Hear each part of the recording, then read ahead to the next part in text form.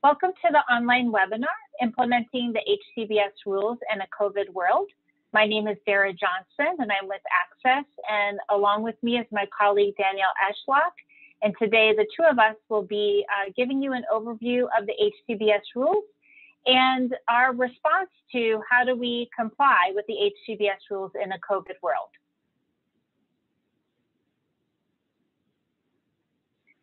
Our session objectives today are to provide an overview of the HCBS rules and just kind of reorient everybody to what they are and their purpose. And then we'll also go over an orientation to the provider self-assessment tool. This is the primary tool providers will use to document their compliance with the HCBS rules.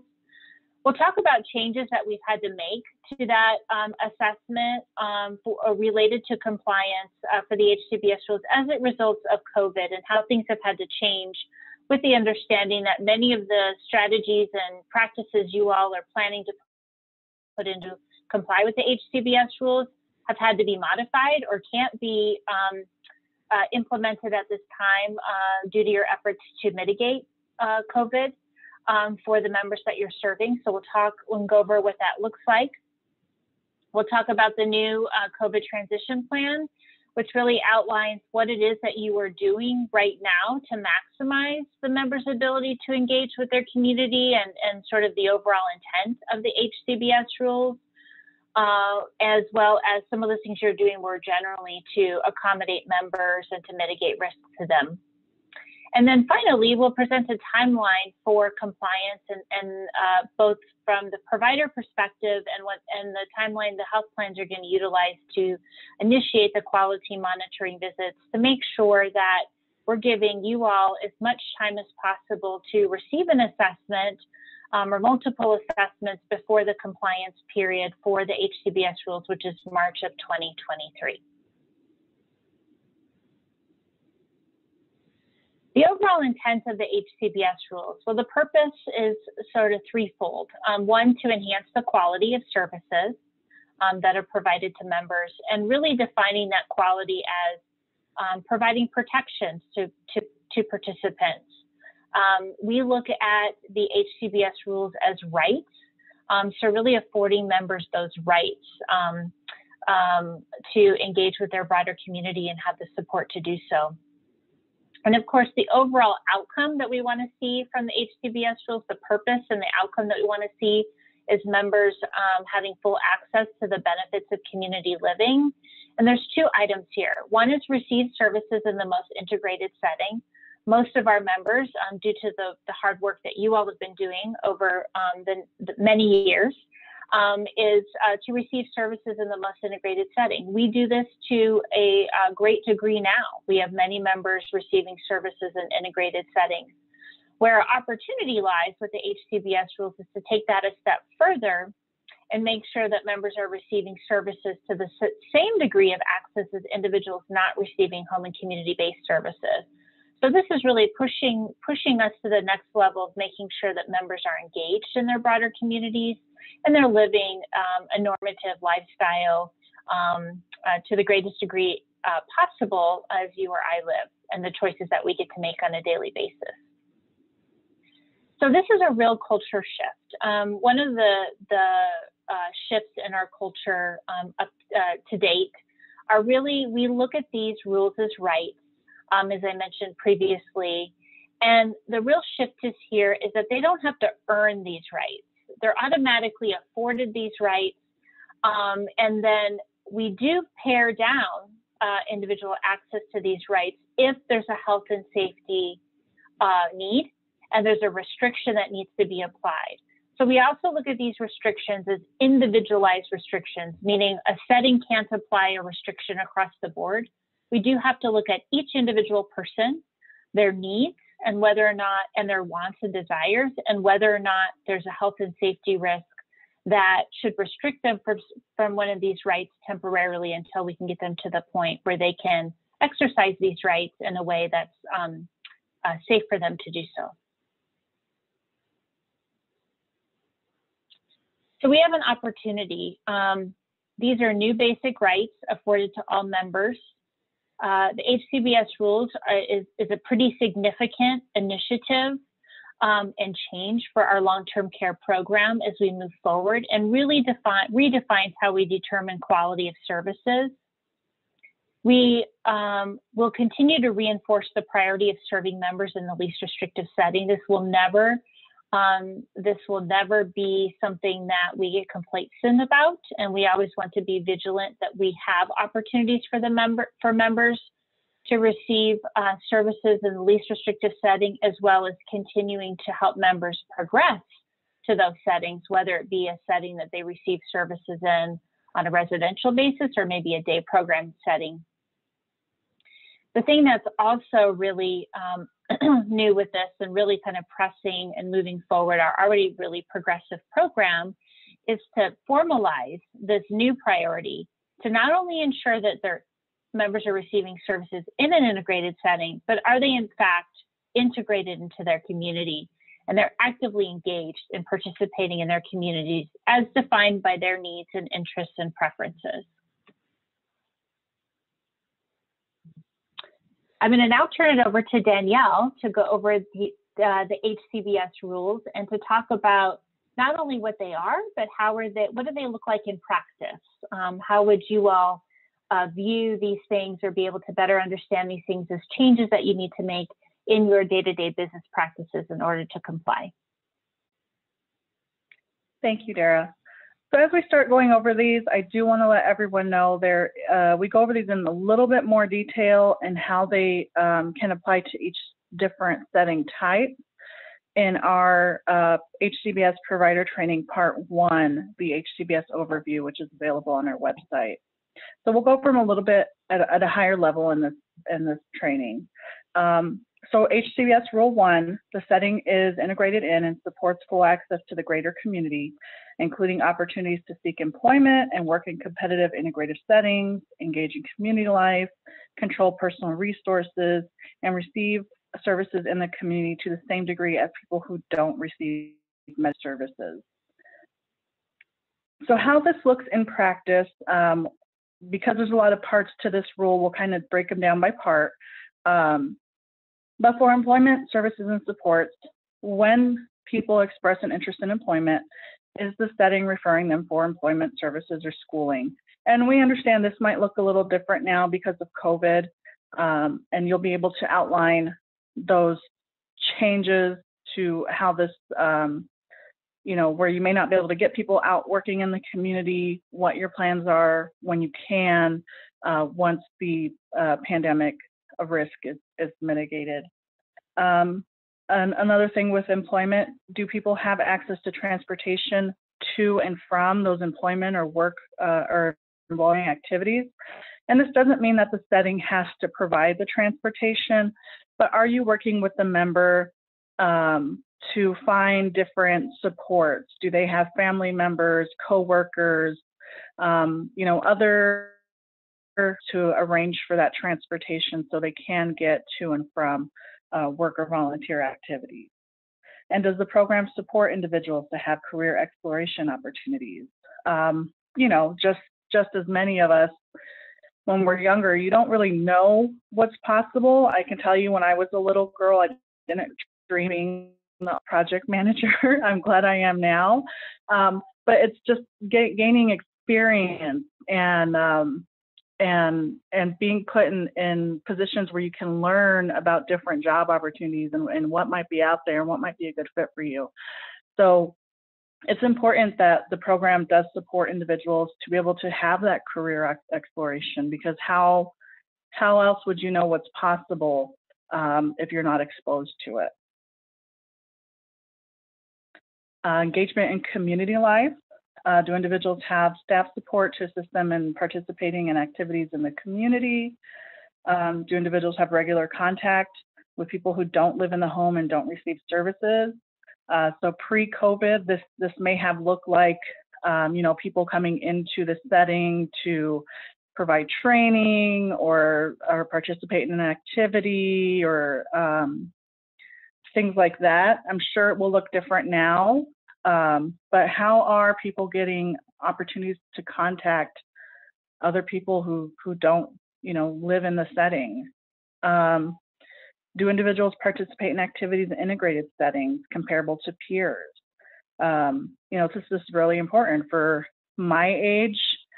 I like to go to concerts and movies, and again, looking very different right now because of COVID. But there's access to concerts streaming online and things like that. So how are we making sure that people, as normative as it is for everyone else right now in the middle of a pandemic, how are we making sure that people can still get access to their community that's comparable to people with a similar age group? Controlling personal resources. Do individuals have someone to assist them in managing personal funds? Do they get to decide how to spend their money? And do they have access to the community to purchase goods and services? Again, looking a little different. A lot of these are going to look really different right now, but I do a lot of my shopping on Amazon right now, which is different for me. So are your members, do they have access to do something similar? Until we can work our way into going back into the community and shopping like we normally do. Receiving services in the community to the same degree of access as other people. Are members given the choice and opportunity to freely exit the setting, free from our curfew and other requirements to return home? In my home, I'm an adult. I can come and go as I please. There's no health and safety requirements that would, stop my family from letting me leave. We want to make sure our members have the same choice.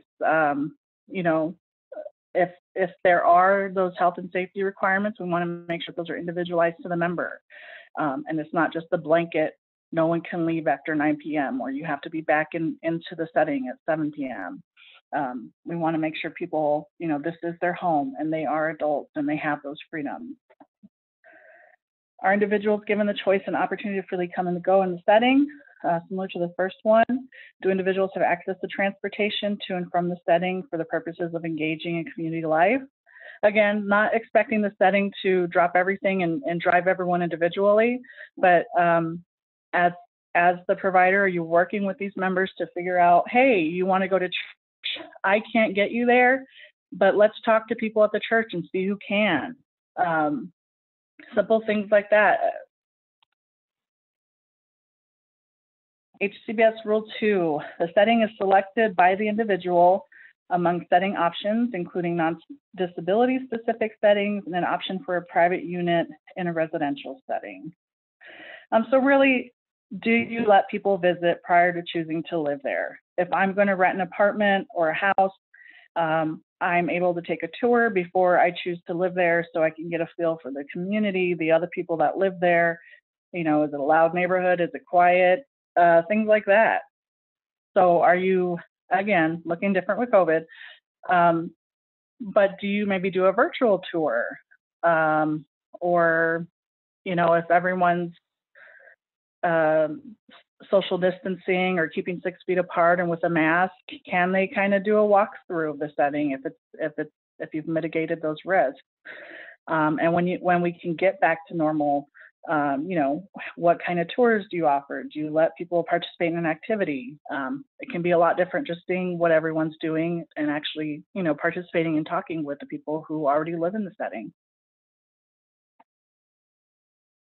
Rule 3, the setting options are identified and documented in a person-centered service plan and are based on the individual's needs, preferences, and for residential settings, resources available for room and board. So really just making sure the setting, as a provider, you are participating in those person-centered service plan meetings, and making sure that you support the member so that they can also attend and help make those decisions about their life. Rule 4, ensuring individual rights of privacy, dignity, and respect, and freedom from coercion and restraint. So in practice, are individuals receiving personal care assistance in private? Do people receive information about their rights? Do people know who to contact if they have concerns or complaints? These are really important things. Just because something isn't going well doesn't mean it can't change, but we need to make sure people have an understanding of what their rights are so they know if they're being violated or if they know if there's a problem. If you don't know what your rights are, how would you know to advocate for yourself? And do individuals have protection against restrictive measures? Of course, in a normal setting, we don't want people isolated or physically restrained. That's not something that happens in a normal home living situation. So we definitely want to make sure people have protection against those. Rule 5, optimizes but does not regiment individual initiative, autonomy, and independence in making life choices, including but not limited to daily activities, physical environment, and with whom to interact. In practice, this is going to look like individuals getting to make informed decisions about what they want to do every day. We understand there are limitations with what the provider can accommodate. You know, if everyone wants to go to a different store, or if everyone wants to go, oh, I want to go to a park, I want to go to a zoo, we understand there are only so many providers and you can only do so much. But if it's really important to someone to say maybe take an art class, then we want to know that you are working with that person to eventually allow them that time and opportunity to take that class. If people decide, you know, it's a shopping day and I don't want to go shopping, are they allowed to just stay put? You know, are you able to facilitate that? We also want to make sure the setting's accessible for people to safely and freely move around the home. This includes entering and exiting. So we want just in any home, you know, that there's no barriers from coming in and out besides the door. You know, we want to make sure, and as it is in any home, you can wander around or do whatever you need to do. You know, in my home, the kitchen is not off limits at any time of day. Everyone has access to it, and that's, you know, a normative environment. Rule 6 facilitates individual choice regarding services and supports and who provides them. So in practice, do people have the option to make requests for an alternate staff member to help them? You know, if I really like working with Dara, can we figure it out so that eventually I can get on her schedule for the things that I might need assistance with? You know, it may not happen tomorrow, but is it something we can work on eventually? Again, understanding you have those constraints on what you're able to offer. Are requests for alternate staff members honored when the setting can accommodate them? And can individuals freely make requests and changes in the way their services and supports are delivered? So again, if they don't know it's an option, if no one knows they can actually request that, they might not. So we want to make sure people understand, you know, is there a change you want in the way your services are provided? And let's work together to figure out how we might be able to facilitate that. Rule 7 is really for settings where members live at the setting. So we want to make sure that people have a lease or other legally enforceable agreement that provides similar protections. We want to make sure the individual has privacy in their sleeping or living unit, including lockable doors, where the individual and only appropriate staff have keys. We want to make sure there's the individuals have a choice of roommates if they need to share a room, and the freedom to furnish or decorate their room. So really just, I think I might have messed that up.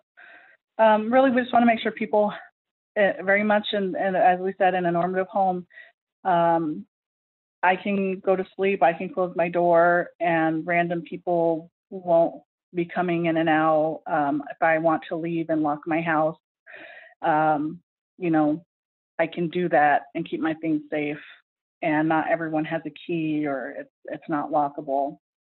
And freedom to furnish, you know, simple things just in a person's room. Can they put up posters and pictures and, you know, things that are normative to anyone's home. We want to make sure that people can control their own schedules, and that includes access to food at any time, very important. We want to make sure people can have visitors at any time, and that the setting is physically accessible, as we talked before, you know, no barriers. Again, we want to make sure members have a key to their bedroom. Are they allowed to decorate their room? Do you get to choose a roommate? And again, not a choice that we think will be implemented same day or next day. It might be something to work towards, as rooms and beds become available. And provided it's okay under COVID. We understand you guys are having to make hard decisions right now. And do people have access to a key or code to the front door? Barring there's no health or safety restrictions. I can come and go from my house at any time.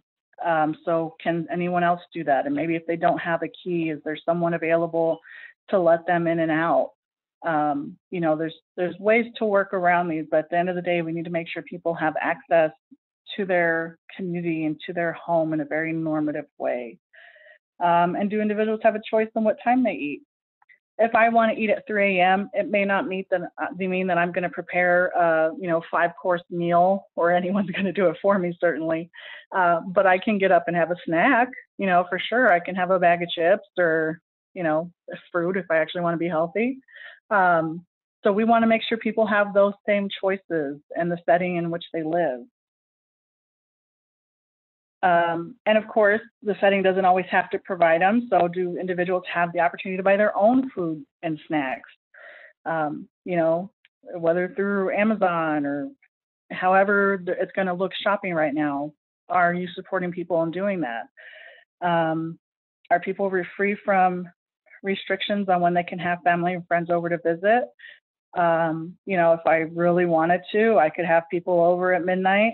My family would not be happy about it, and we'd probably have a conversation, and that's okay. And that may happen in your settings where, everyone who lives there needs to come together and have those conversations. Again, our mortgage company wouldn't be sitting in on the conversation. It would just be between us, and we would expect to see the same at any setting. And do individuals have a written agreement in place providing protections to address termination of residency agreement and due process and appeals? Just like anyone else, we want to make sure our members are protected, and that they're not, basically kicked out with nowhere to go. So we provide a lot of information on what the rules are, how they might look in practice, right now and then post-COVID. And it's great work that I know you guys are all doing, but at the end of the day, this is part of an assessment process to make sure that you're compliant in the rules. So we wanted to provide some documentation examples, and our health plans are working diligently to provide more detailed examples and a companion guide that will accompany these tools when it's your time for the assessment process. But just some high-level examples. Policies and procedures. And again, it's just, you only need to apply the rules and explain to us how they're going to work for your setting as a whole. We understand there's going to be individualized health and safety restrictions, and those will be outlined in the person-centered planning process. So you don't need to account for those in your policies and procedures. This is just as a whole. If I have someone coming into my setting to live and there's no health and safety restrictions, this is how we make sure they have a key to their room and they can come and go at any time. Just things like that, just things to let us know this is how you would comply, barring those health and safety restrictions. You could also include, copies of flyers that you might have or around the setting to let people know what's going on in the community if they want to get involved. Any emails you might send out to your members, social media posts, and even sign-in sheets that kind of show those visitor logs, or even who's coming to take a tour of the setting. Those would all be acceptable forms of documentation.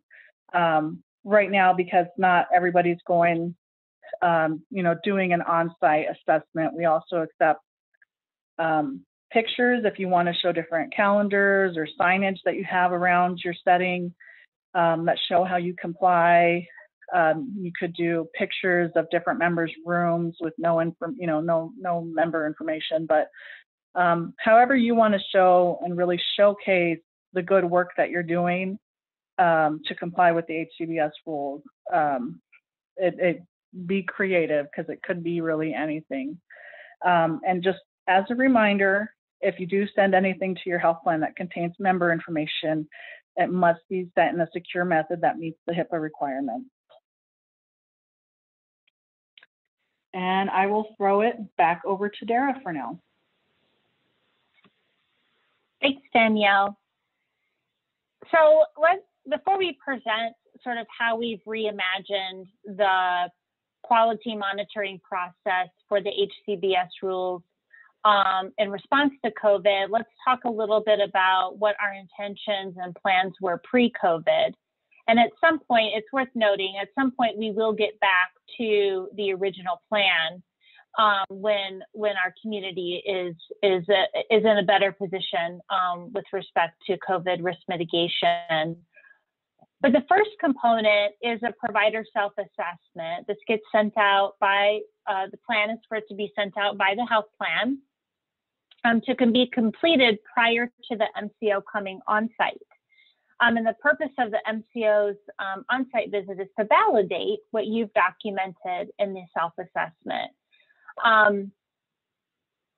So we're looking at things in the self-assessment, some of those areas that are some of the theme areas of the rules that Danielle just went over include community engagement opportunities and experiences, strategies to maximize independence, transportation resources. So a number of things. Basically, how are you doing at implementing the HCBS rules in practice? Then the MCOs would come on site to do some validation. They would definitely go over your provider self-assessment with you, and they would document their observations. In addition to that, they would spend some time at your facility, at your program, to look at, look at how you implement things in practice and note things. What kinds of information do you have around activities in the community? Do you see members of the community interacting with members? Do you see members engaged in activities that maybe not everybody else is? Are there groups of people working on different kinds of activities, or maybe even somebody doing something by themselves that they might enjoy? As another part of that validation, there'll be member interviews. So really understanding and asking members some questions about their experience, and just understanding how they feel about opportunities they have, or where there might be further opportunities for you all to expand as a provider to meet their needs as it relates to community integration. And then a third component of that is to talk to members of the community that have a relationship with the facility. So these would be people who don't have family members in the facility. They don't have any obligation to the facility, but they interact. Maybe they're volunteers that come in, or maybe they're a restaurant that is frequented by members in the community, and just kind of understanding their relationship and how they see the value of the services that you provide, and the members, and more importantly, the members as community members in the broader community, and their contributions to that.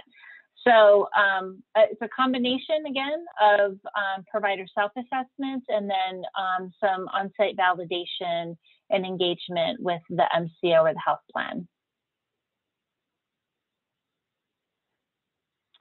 So talking a little bit about how we reimagined this process in light of COVID. So certainly many of the things, as Danielle talked about with the HCBS rules, really can't be applied in practice right now, or maybe applied, but maybe to a different degree or via a different strategy than really what optimally might be the best way to go to provide engagement for members in the broader community. So we've instituted this idea of the transition plan that goes along with the self-assessment. And in that transition plan, it's basically a document. We give you some guidance and a companion tool to utilize to help you formulate and think about what those things might be.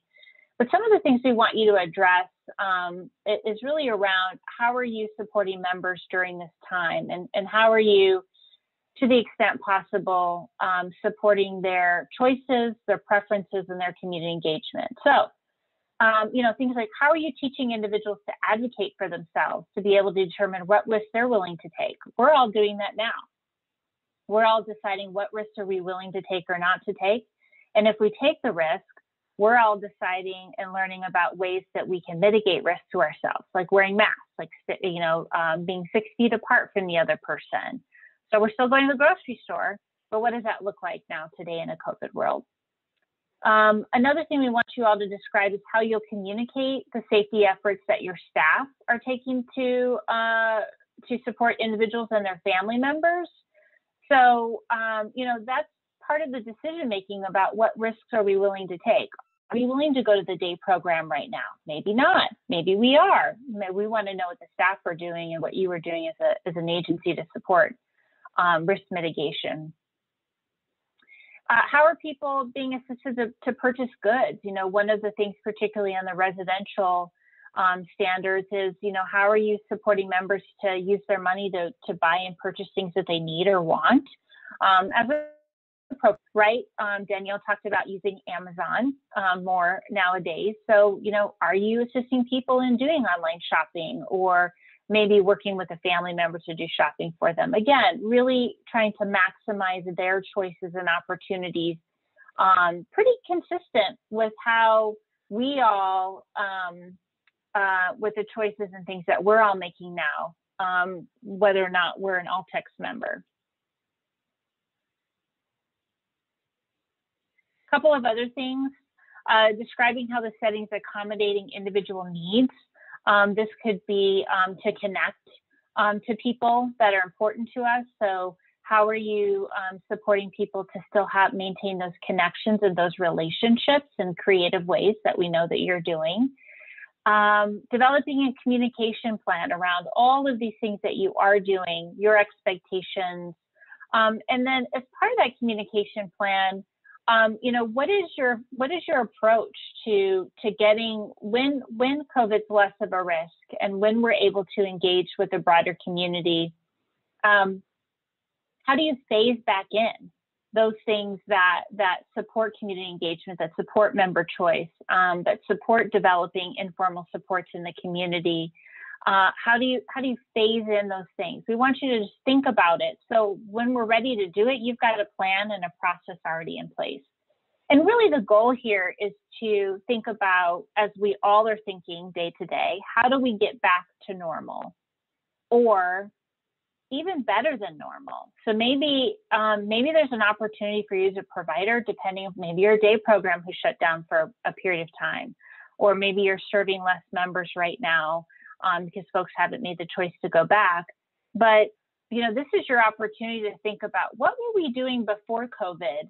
And when we go back, when we are able to phase back in to things that we've had to restrict, what can we even do better than what we were doing before? And really utilize and leverage this time to think about those things. And so part of the new Reimagined assessment process is having you guys think about these things ahead of time and document them. One of the things I just want to say too is that this is also a time to reflect on us as individuals, those of us who may not be service recipients. We have experienced social isolation during this period. We have experienced people imposing restrictions on us that we made for ourselves. And we need to think about how we can learn from what we have personally experienced, and reflect upon that to see how members might have felt pre-COVID, during COVID, post-COVID, before we even knew what COVID was, when they've had restrictions imposed upon them that weren't individualized, when they've had, when they've experienced social isolation because the people that they want to connect to don't live with them. And so we have an opportunity to take a look back to see how we've, based upon what we've experienced, to sort of empathize with members on some of those key themes that they've experienced even before we even knew what COVID was, simply because of the way we've administered our programs previously. So just a thought to think about as you start to put these transition plans together and think about how to get back to normal, or maybe even better than normal. Danielle, I'm going to toss it over to you to talk about the reimagined provider self-assessment. Thank you, Dara. We just wanted to put an example in here. You know, Dara talked a lot about the transition plan, and I want to show you what it's actually going to look like in your assessment. And I just took a small screenshot because unfortunately the assessment's a lot longer.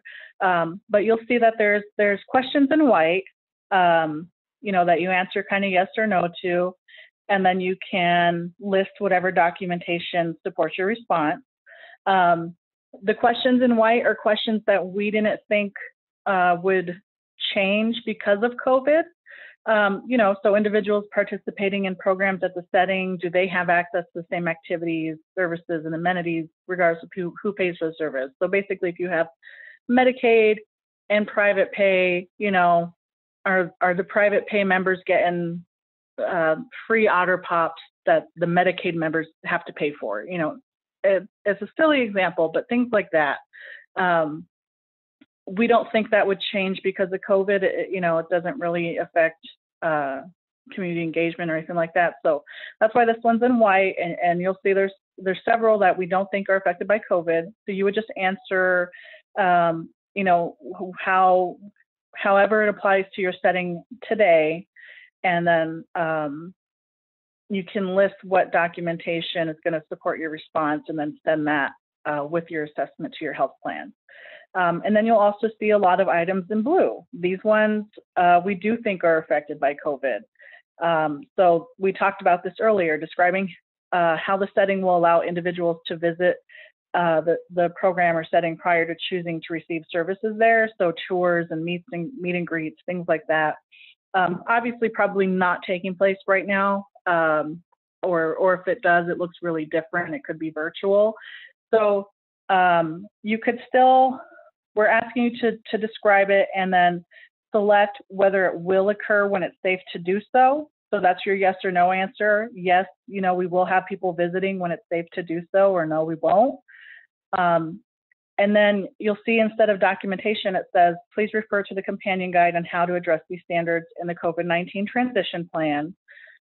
So in your companion guide that you get with your blank self-assessment form, it explains the transition plan and what we expect to see in it. So you would then take this item and answer it in that transition plan about how you will eventually get to this place in that kind of phased plan of you know, when things get back to normal, this is how we're going to do it. So you wouldn't have necessarily documentation to show how you're doing it now. You can just let us know what your plan is to get back to that place whenever the pandemic and COVID-19 thing, the restrictions are lifted and it's safe to get back to normal.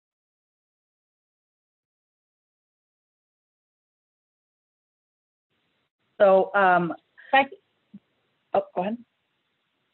Nope, Danielle, go ahead. So Derek talked a little bit about the observation and memo review piece of the assessment process, which obviously look a lot different now. These are pieces that we want to use to validate your self-assessment, you know, just to make sure that what we see and what the members' experience is the same as what you're telling us happens at your setting. Because of COVID, obviously we're making some modifications to how this process will look. Some of that might look like a group member interview.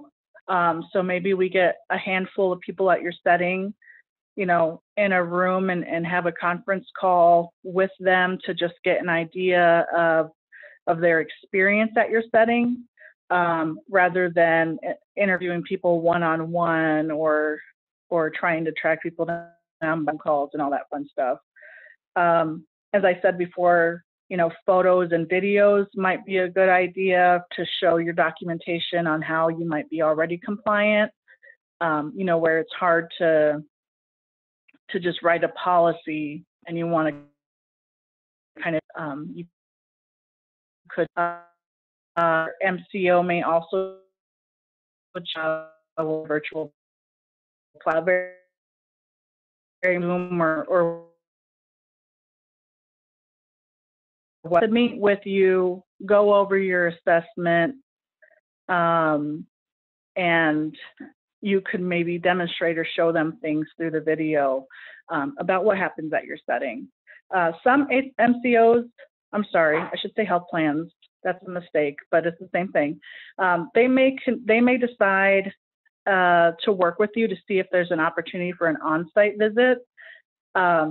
It doesn't mean you're under a different level of scrutiny or anything. It just means that the health plan they just think it's better for them or easier for them to communicate with you that way. Obviously, it's something you will have to be comfortable with as a provider. You'll have to let the MCO know what precautions they need to take, such as wearing a mask, staying 6 feet apart, things like that.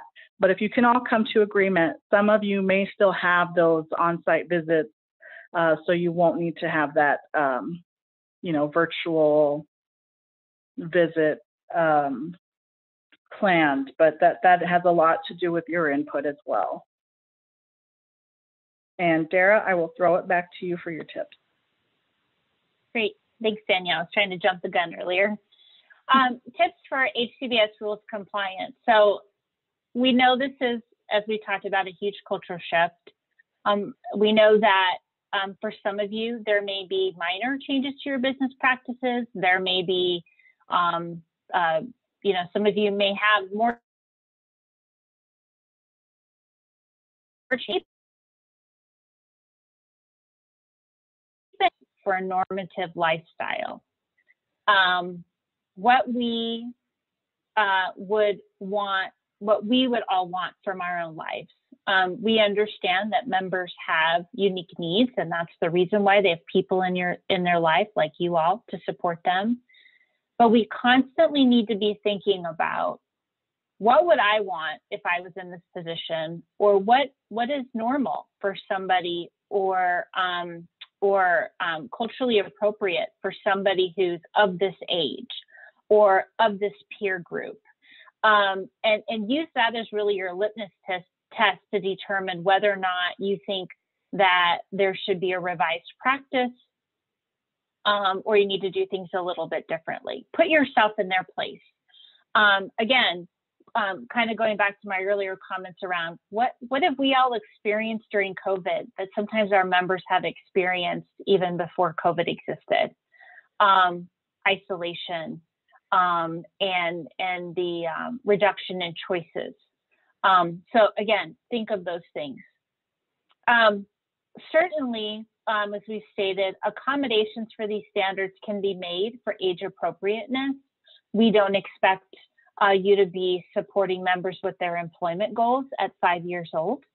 But maybe you can look at it in a way of what's appropriate for a contribution of a 5-year-old in a home setting, right? What would be appropriate? Are there chores that 5-year-olds can do to support their active participation and contribution to the family? Those would be things that we would be looking at. There are also restrictions to these rights or these new standards or access to these things for members when they're individualized and when there's clearly a need for them to be individualized because of a health and safety reason. And that's the person-centered planning process has been adapted to accommodate, to address those things in a way that we don't forget about them, and that we're constantly reevaluating what support the member needs to make those, to be able to have access to that right in the future. More tips: be creative. Think outside of the box, right, is sort of our nomenclature, but be creative with developing new practices to support compliance. There are quite possibly things too that you are already doing And so that's why that provider self-assessment is really valuable. You're probably already doing a lot of this. We just need to find ways for you to document it and be creative with how you document these things as well. We're open, the health plans, the MCOs are open to having creative ways for you to document how you demonstrate compliance, as well as developing new practices. Be creative with what that looks like. You have a lot of freedom in determining how your agency is going to comply with the HCBS rules. Consider the transition plan that's part of the provider self-assessment. While it is one more thing to do, consider it as a way to highlight what you've been doing to meet members' needs during the public health emergency, and also, spend some time putting in that phased-in approach plan so that when it's safe to do so, you've already done the work and you just need to execute your plan to get back to normal or better than normal.